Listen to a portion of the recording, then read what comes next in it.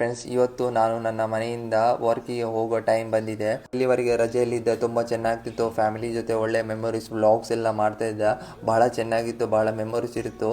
ಇಂಥ ಮೆಮೊರೀಸ್ ಎಲ್ಲ ತುಂಬ ಪ್ರೀಶಿಯಸ್ ಆಗಿರುತ್ತೆ. ನನ್ನನ್ನು ನನ್ನ ತಂದೆ ಬಸ್ ಸ್ಟ್ಯಾಂಡ್ ತನಕ ಬಿಟ್ಟಿದ್ರು. ಬಸ್ ತುಂಬ ಟೈಮ್ ತಗೊಂಡಿತ್ತು. ನನಗೆ ತುಂಬ ಭಯ ಆಯಿತು. ಯಾರು ಮನೆಯಿಂದ ದೂರ ಇರ್ತಾರೋ ಅವರಿಗೆ ಫ್ಯಾಮಿಲಿ ಅಂದರೆ ಏನು, ಫ್ಯಾಮಿಲಿ ವ್ಯಾಲ್ಯೂಸ್ ಅಂದರೆ ಏನು ಅಂತ ನಾನು ಅಬ್ಸರ್ವ್ ಮಾಡಿದ್ದೆ. ಯಾರು ಫ್ಯಾಮಿಲಿ ಜೊತೆ ಇರ್ತಾರೋ ಅವರು ಮನೆಯವರನ್ನು ಇಗ್ನೋರ್ ಮಾಡ್ತಾರೆ. ಅವರು ಸರಿಯಾಗಿ ಮಾತಾಡೋದಿಲ್ಲ, ಮಾತಾಡ್ಕೊಂಡಿರ್ತಾರೆ, ಅವ್ರನ್ನೆಲ್ಲ ಇಗ್ನೋರ್ ಮಾಡ್ತಾರೆ. ಅವರಿಗೆ ಜಾಸ್ತಿ ಲವನ್ನೆಲ್ಲ ತೋರಿಸೋದಿಲ್ಲ. ಯಾರು ದೂರದಲ್ಲಿ ಇರ್ತಾರೋ ಅವರಿಗೆ ಆ್ಯಕ್ಚುಲಿ ಗೊತ್ತಿರುತ್ತೆ ನಿಜವಾದ ಫ್ಯಾಮಿಲಿ ಅಂದರೆ ಏನು, ಅವರ ಇಂಪಾರ್ಟೆನ್ಸ್ ಏನಂದರೆ. ಬಿಕಾಸ್ ನಮಗೆ ಯಾರು ನಮಗೆ ಅಷ್ಟು ಪ್ರೀತಿ, ವರ್ಕಿಗೆ ಹೋಗುವಾಗ, ವರ್ಕಲ್ಲಿ ಬೇರೆ ಜಾಗದಲ್ಲಿ ಇರುವಾಗ ನಮಗೆ ಯಾರು ಕೂಡ ಫ್ಯಾಮಿಲಿ ಕೊಟ್ಟಷ್ಟು ಲವ್ ಆಗಿರ್ಬೋದು, ಕೇರ್ ಆಗಿರ್ಬೋದು ಯಾರು ಕೂಡ ಕೊಡೋದಿಲ್ಲ. ಸೊ ಅದೊಂದು ಸಿಗುವ ಸ್ಥಳ ಅದು ನಮ್ಮ ಮನೆಯಲ್ಲಿ ಮಾತ್ರ, ಬೇರೆ ಎಲ್ಲಿಯೂ ಕೂಡ ಸಿಗೋದಿಲ್ಲ. ಸೊ ಹಾಗಾಗಿ ಫ್ಯಾಮಿಲಿಗೆ ಯಾವತ್ತೂ ಫಸ್ಟ್ ಪ್ರಿಯಾರಿಟಿ ಇರಬೇಕು.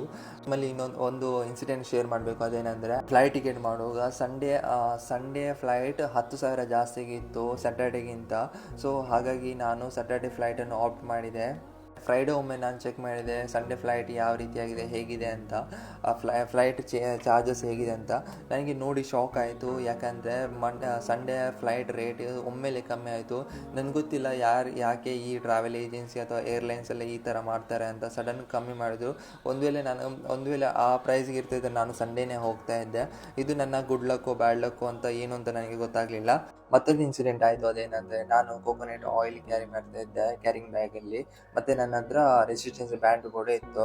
ಅದನ್ನು ಅಲೋ ಮಾಡಲಿಲ್ಲ.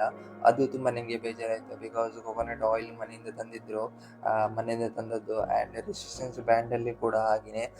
ಯಾಕಂದರೆ ನನ್ನಲ್ಲಿ ಒಂದು ನೀ ಪೇನ್ ಇಂಜುರಿ ಆಗ್ತಿತ್ತು. ಸೊ ಆ ಇಂಜುರಿಯನ್ನು ಕ್ಯೂರ್ ಮಾಡಲಿಕ್ಕೆ ರೆಸಿಸ್ಟೆನ್ಸ್ ಬ್ಯಾಂಡ್ ಯೂಸ್ ಮಾಡ್ತಿದ್ದೆ. ಸೊ ಅದೊಂದು ಆಪ್ಷನ್ ಕೂಡ ಇದೆ. ನಾವು ಕ್ಯಾರಿಂಗ್ ಬ್ಯಾಗನ್ನು ಕೂಡ ಆ್ಯಸ್ ಎ ಲಗೇಜ್ ಆಗಿ ಕನ್ವರ್ಟ್ ಮಾಡ್ಬೋದಿತ್ತು. ನಾನು ಮೊದಲೇ ಹೇಳಿದ ಹಾಗೆ ನನ್ನ ಹತ್ರ ಟೈಮ್ ಇರಲಿಲ್ಲ. ಸೊ ಹಾಗಾಗಿ ನನಗೆ ಬೇರೆ ಆಪ್ಷನ್ ಇರಲಿಲ್ಲ. ಆಯಿಲ್ ಮತ್ತು ರೆಸಿಸ್ಟೆನ್ಸ್ ಬ್ಯಾಂಡನ್ನು ಅಲ್ಲೇ ಇಟ್ಟು ಬಂದೆ. ನಾನು ವರ್ಕ್ ಮಾಡೋ ಜಾಗಕ್ಕೆ ಹೋಗಲಿಕ್ಕೆ ಡೆಲ್ಲಿಗೆ ಹೋಗಬೇಕು, ಮತ್ತು ಅದಾದ ನಂತರ ಲುಧಿಯಾನಕ್ಕೆ ಹೋಗಬೇಕು. ಲುಧಿಯಾನ ಪಂಜಾಬಲ್ಲಿ ಇರೋದು. ಫ್ಲೈಟ್ ಕೂಡ ಇದು ಕನೆಕ್ಟಿಂಗ್ ಫ್ಲೈಟ್ ಇತ್ತು. ನಂತರ ಬ್ಯಾಂಗ್ಳೂರಿಂದ ಡೆಲ್ಲಿಗೆ ಹೋಗುತ್ತೆ. ಸೊ ಬ್ಯಾಂಗ್ಳೂರಿನ ಟರ್ಮಿನಲ್ 2ಗೆ ಬಂದು, ಟರ್ಮಿನಲ್ 2 ಅಂತೂ ತುಂಬ ಚೆನ್ನಾಗಿತ್ತು. ಬಿಕಾಸ್ ಇಂಥ ಏರ್ಪೋರ್ಟು ನಾನು ಇಂಡಿಯಾದಲ್ಲಿ ನೋಡಿಲ್ಲ. ನಾನು ತುಂಬ ಏರ್ಪೋರ್ಟನ್ನು ನೋಡಿದ್ದೇನೆ, ಮುಂಬೈಗೆ ಹೋಗಿದ್ದೇನೆ, ಪುಣೆಗೆ ಹೋಗಿದ್ದೇನೆ. ಬಟ್ ಆದರೂ ಕೂಡ ನನಗೆ ಬ್ಯಾಂಗ್ಳೂರಿನಂತಹ ಏರ್ಪೋರ್ಟ್ ನಾನು ನೋಡೇ ಇಲ್ಲ. ಅಲ್ಲಿ ಡೆಕೋರೇಟ್ ಮಾಡಿರುವ ಐಟಮ್ ಆಗಿರ್ಬೋದು, ಫುಲ್ ಪ್ಲ್ಯಾಂಟ್, ಆಲ್ಮೋಸ್ಟ್ ಅಲ್ಲಿರೋದೆಲ್ಲ ಪ್ಲ್ಯಾಂಟ್ಸಿಂದ ಫುಲ್ಲು ತುಂಬಿದ್ದು. ಸೊ ಅದನ್ನು ನೋಡಿ ತುಂಬ ಒಮ್ಮೆಲೆ ಒಳ್ಳೆ ಒಂದು ಗುಡ್ ವೈಬ್ ಬರುತ್ತೆ. ಆ್ಯಂಡ್ ವಾಕಿಂಗ್ ಮಾಡುವಾಗ ಆಗಿರ್ಬೋದು, ಅಥವಾ ನಾವು ಕೂತ್ಕೊಂಡಿರ್ಲಿಕ್ಕೆ ಅದನ್ನು ನೋಡಲಿಕ್ಕೆಲ್ಲ ತುಂಬ ಚೆನ್ನಾಗಿರುತ್ತೆ. ಏರ್ ಇಂಡಿಯಾ ಫ್ಲೈಟಲ್ಲಿ ಏನು ಅಡ್ವಾಂಟೇಜ್ ಅಂದರೆ, ನಮಗೆ ಊಟ ಕೊಡ್ತಾರೆ. ಆ್ಯಂಡ್ ಬಿಫೋರ್ಟಲ್ಲಿ ಏರ್ ಇಂಡಿಯಾ ಫ್ಲೈಟ್ ಇತ್ತು, ಅದರಲ್ಲಿ ಕೂಡ ನನಗೆ ಸ್ನ್ಯಾಕ್ಸ್ ಕೊಟ್ಟಿದ್ದು.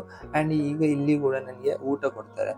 ಇದೊಂದು ಅಡ್ವಾಂಟೇಜ್. ಬಿಕಾಸ್ ನಾನು ಇಂಡಿಗೋದಲ್ಲಿ ನನಗೆ ಈ ರೀತಿ ಯಾವ ರೀತಿಯ ಫೆಸಿಲಿಟಿ ಇರೋದಿಲ್ಲ.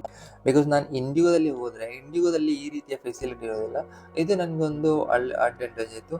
ಆ್ಯಂಡ್ ಊಟ ಎಲ್ಲ ಮಾಡಿದೆ. ಊಟ ತುಂಬ ನೆನಪಾಯಿತು.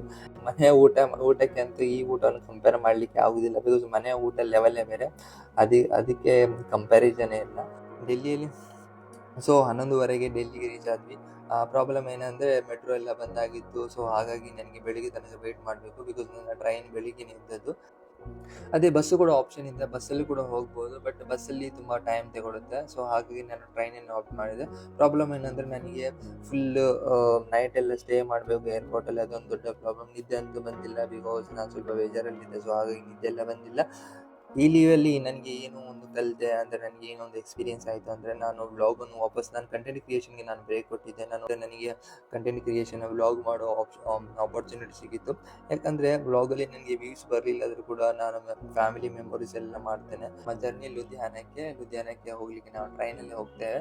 ವೀಡಿಯೋಸ್ ಎಲ್ಲ ರೆಕಾರ್ಡ್ ಮಾಡಲಿಕ್ಕೆ ಆಗಲಿ, ಯಾಕಂದರೆ ತುಂಬ ನಾನು ನೈಟೆಲ್ಲ ನಿದ್ದೆ ಇರಲಿಲ್ಲ. ಆ್ಯಂಡ್ ಸೊ ನಿದ್ದೆ ಮಾಡಿದೆ. ಆ್ಯಂಡ್ ಫೈನಲಿ ಆಗಿ ನಾನು ಲುಧಿಯಾನದಲ್ಲಿದ್ದೆ. ಇಷ್ಟೇ ಫ್ರೆಂಡ್ಸ್ ಇವತ್ತಿನ ವ್ಲಾಗ್. ನೋಡುವ ಪಂಜಾಬ್ನ ವೆದರ್ ಹೇಗಿದೆ, ಇಲ್ಲಿಯ ನೋಡುವ ಪಂಜಾಬ್ ಎಲ್ಲ ಹೇಗಿದೆ ಅಂತ ನಾವು ನೆಕ್ಸ್ಟ್ ವ್ಲಾಗಲ್ಲೆಲ್ಲ ನೋಡುವ.